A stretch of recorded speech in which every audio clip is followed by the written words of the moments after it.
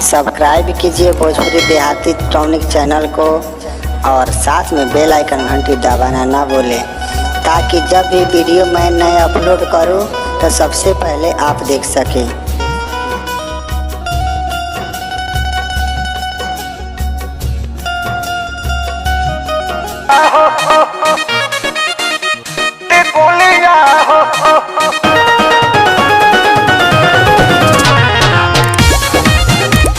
Presented by Lotus Music।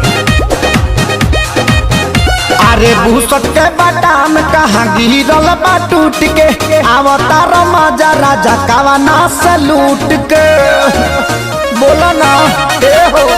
अरे भूसट के बाटाम कहाँ गिरल बा टूट के, अवतार मजा राजा कवना से लूट के। रोहे पायली की जुलिया हो, रोहे पायली की जुलिया हो। कौना सवा दिन के सौतल माटी पुलिया हो, कौना सवा दिन के सौतल माटी पुलिया हो।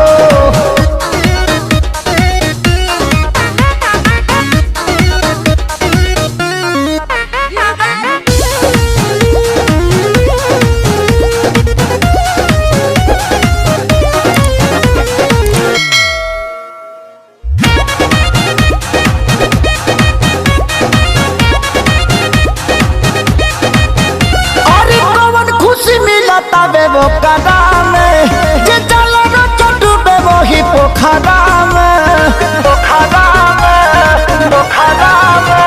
अरे कौन खुशी मिला तबे वो कदा में जे चलो न डूबे वो ही पोखरा में।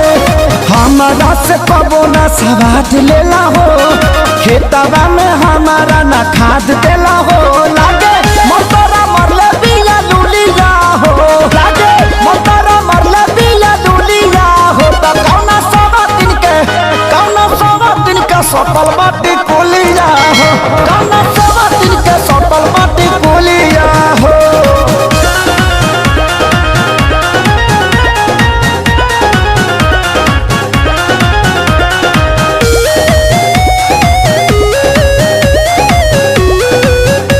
Presented by Lotus Music।